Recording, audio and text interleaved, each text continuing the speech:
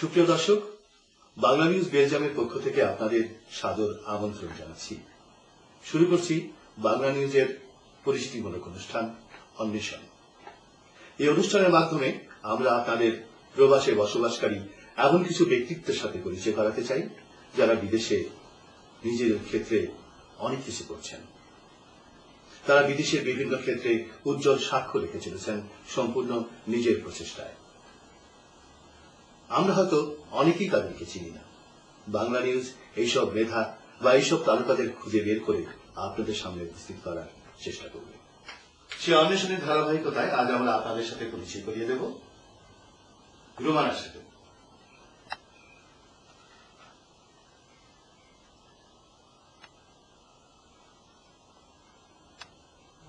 রুমানা মূলত একজন নৃত্যশিল্পী। সে আমাদের প্রজন্মের প্রতীক।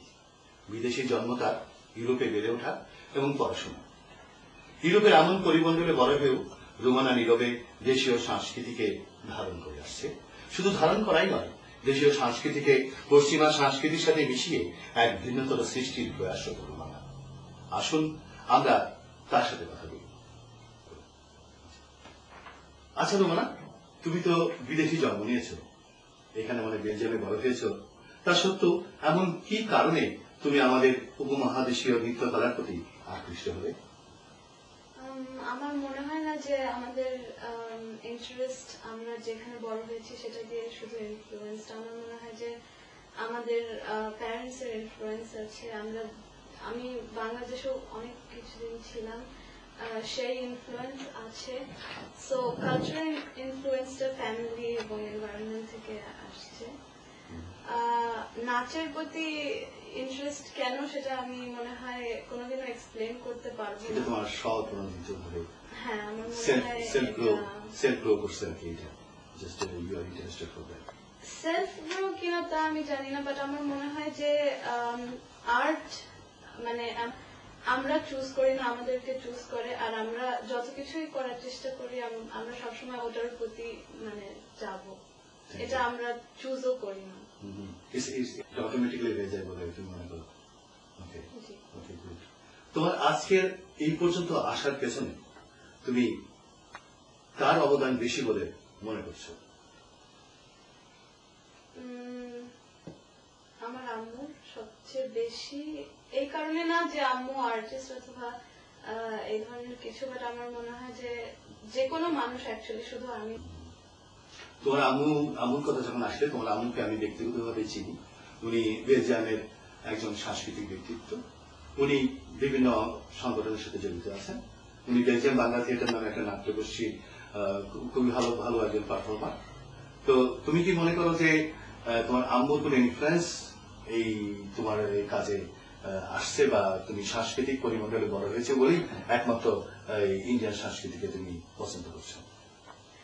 না, আমার মনে হয় না এই দিক দিয়ে আমার আম্মুর কোনো ইনফ্লুয়েন্স আছে। আমি মনে করি যে আম্মুর মেইন ইনফ্লুয়েন্স আমার উপরে অ্যাজ এ পার্সন ছিল, আম্মুর ফিলসফি, আম্মুর স্ট্রেংথ। বাট আমার মনে হয় আম্মুর আর আমার perspective towards art completely different. আম্মু হচ্ছে ওটাকে মনে করে মোর অ্যাজ এ হবি, মনে করে যে মানে ওটা একটু সাইডে থাকা উচিত, বাট বেশি ইম্পর্টেন্ট হওয়া উচিত না। আমি মনে করি যে আর্ট ইজ লাইফ। আমার মনে হয় যে যখন আপনি আর ওটার প্রতি ইন্টারেস্ট আসে তখন আপনি আর ওটাকে মানে সাইডে রাখতে পারেন না। আমি হয়তো বেশি সিরিয়াসলি নেই, বাট এটাও আমার একটা চয়েস না। তোমার ভবিষ্যৎ পরিকল্পনা কি? আমি সবসময় এটাই চিন্তা করি যে আমি ওটাই করতে চাই যেটা করে আমি কমফোর্টেবল ফিল করি, যেটাতে আমি খুশি থাকবো, যেটা আমার প্যাশন ফলো করবো।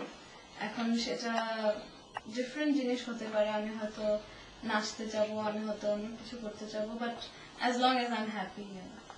তোমার কোনো পার্টিকুলার এরকম পরিকল্পনা নেই যে তুমি নাচটাকে প্রফেশন হিসাবে নিবে কি?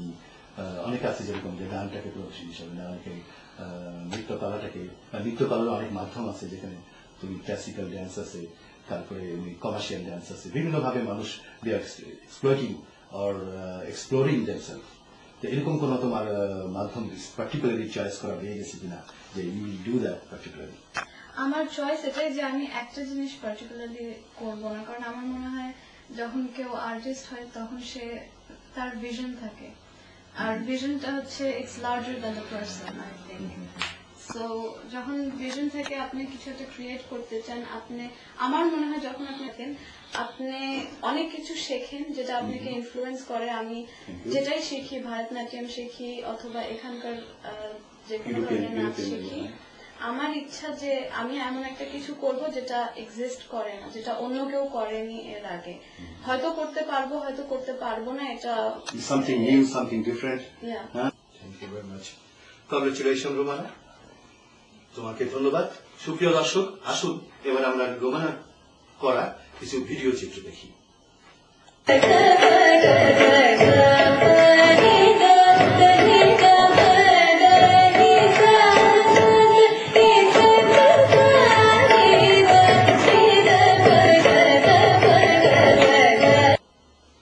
ধন্যবাদ রোমানা। আমি তোমার উন্নত জীবন এবং দীর্ঘায়ু কামনা করি। God bless you. তুমি ভালো থাকো এবং বাংলা নিউজের পক্ষ থেকে তোমাকে ধন্যবাদ।